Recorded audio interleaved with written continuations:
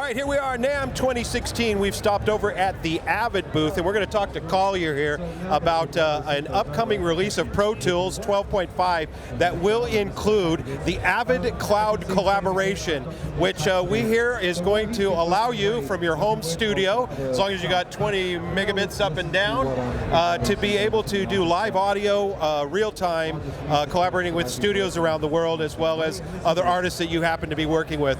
So we're going to we pulled Collier aside here to get a little bit of information from him directly, maybe ask a few questions. So, how are you doing? Good, it's a great day in NAMM 2016.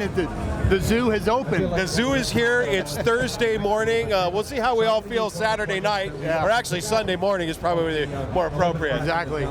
So anyway, Collier, tell us a little bit. I know that you guys kind of got into the collaborations back a while back with Delivery, and have kind of been moving forward and more towards the cloud scenario. Tell us a little bit about how this is going to work, how it came about.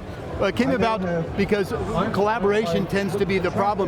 We're all connected by our smartphones and the internet, but we all seem a little bit more distant, and it's very difficult to get to people in the same place at the same time. Everybody's busy, everybody's scheduled, delivery schedules are faster, budgets are smaller, so Avid Cloud Collaboration allows us to work in separate places and yet work together very, very well, and actually on our own schedule. It doesn't have to be at the same time. I can work on a project now, 2 hours later, someone else can work on it, it's the same project. Whereas we're not dealing with two different sessions and importing and Dropboxing or boxing or cloud, whatever. It's a collaboration tool that allows us all to work on the same session anytime, any day, anywhere. Now, are you downloading the session at any point, or you can keep it completely on your servers, or how is that working? Well, there's a Pro Tools session, which we're all familiar with, but the new system is there's a Pro Tools project, and that lives in the cloud, and whoever is a collaborator, whoever's invited to the project, has a copy of it on their system. So they have the project, and if I'm the owner of the project, I can share X amount of tracks with certain people. I don't have to give them all, or any really, but all of it lives in the cloud, and I can close it, save it, and download it from the cloud anytime. There's actually a local cache stored on my computer and everyone else's, but the actual project lives in the cloud, audio and everything. So if you have a secret guest vocalist or guitarist or something like that that's going to be on there, but you're still working on backing tracks and maybe some horns or something like that, you could not maybe share that part of the song to them. I can keep certain tracks private to my session only, and I can also freeze tracks and share those that no one can adjust, or commit tracks that if I don't want people to know my plug-in chain or certain things, I can commit that track and all they can do is play it or not play it. Okay, and if they can play it, can they make adjustments to it only locally so it doesn't affect your master portion of that track? Right, exactly. I can choose whether to share my changes with the cloud or keep it local.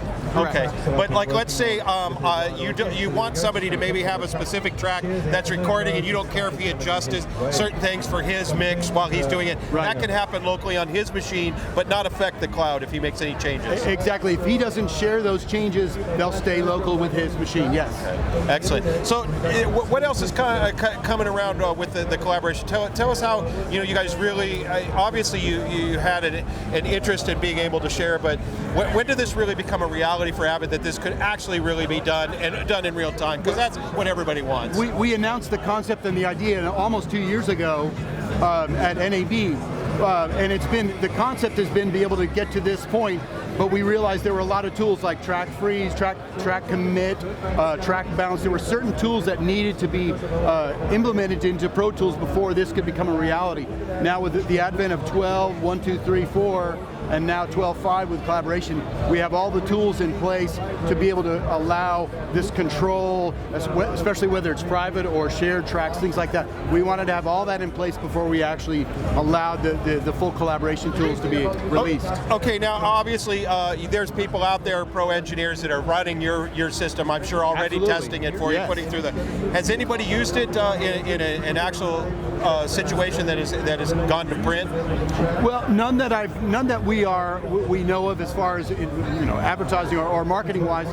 But there are projects being shared all over. There's over 60 beta testers that have been using it for the last couple of months in its working condition, and it's been fantastic. And when I started using it about 6 weeks ago on a regular basis, the amazing thing is it changes the way you think about collaborating, because it used to be Joe has his session, Dwayne has his session, I have my session, and we'd put it all together and have to do all this management. It's all one session and everybody can work on it, and I want to send this track but not this track. So it's really a cool collaborative art. It's like throwing spaghetti against the fridge. Whatever sticks works, and whatever falls off you just ignore it. And you can come up with some really creative things really fast. Let me ask you two more things. Sure. Okay, obviously people have been waiting to be able to do this. Guys that don't want to necessarily have to be traveling to New York or to Los Angeles or to London to do a recording. They can do a spot recording right there in their own studio. Exactly. Upload that. Was I correct with what's the bandwidth that we're looking at? It's obviously bandwidth dependent. The faster your connection, the faster things will upload and download. But we've done. Since it's playing local, you're free. Well, you have local cache, so you can always discache it as well with Pro Tools HD and Pro Tools Standard. But literally, we've worked on a 4 megabits per second. 4 up, 4 down. It takes a little longer, but it works perfectly. It just takes more time. The faster your connection, the faster. So do you see somebody being able to, over a nice LTE connection, dial in his vocal from an iPhone? Well, it's not a real time. It's not a real time process. You record it locally and then share it, right? But we're sharing 5 miles away with Chapman University with my main stage demo. We're sending things in real time over the internet, 20 megabits up and down. They're sending vocal tracks. It takes like 15 seconds. Well, where do you see this going? Where do you see this technology going for Avid? Collaboration, multi-people collaborating, giant project, a lot of compilation things, a lot of people collaborate that would never really ever be in the same town at the same time. You could say, oh, I want star X to work with star Y. Well, they can do it anytime, anywhere in the comfort of their own home and just send tracks up and down. It's once you see it in action and actually work with it, it really opens up a part of your brain of, oh my God, I can collaborate in a totally different way and still feel connected. You're not in your little cubicle doing your thing and then hoping someone likes it. You're actually getting their stuff as they do it, and you're giving them their stuff. It's really fantastic. All right, tell us a little bit about the price point for the cloud, and then also when it's going to be available. You said it's going to be a point release to Pro Tools 12.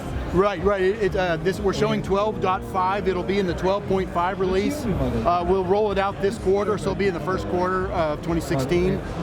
If you're on Pro Tools 12 on the update support plan, it's part of that. Okay. What about the cloud? I mean, is there any kind of cost involved in that? It's like so much space that you can have it. We're still determining how much space and how many projects, because the projects live in the cloud, sessions live locally.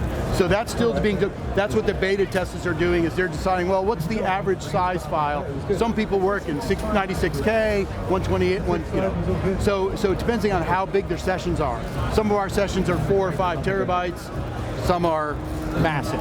Are you thinking of partnering with anybody as far as like storage and backup, that kind of stuff for people, or are they looking to for in the cloud if they want to keep their stuff? Yeah, obviously they have their session local. Absolutely. Is that something you're looking at? Oh, absolutely. So whatever the standard storage allotment is for your cloud system, you can always add on to it. Okay. We can always say, for $5 a month, you'll get X more terabytes. So you can think of it as a backup solution as absolutely. well for backing up your projects. So you don't have to worry if your studio, God forbid, burns down. Or right, and it's extremely secure. We're using Amazon servers, which are the most secure servers AWS. on the planet. Awesome. Absolutely, yeah. Okay. Yep.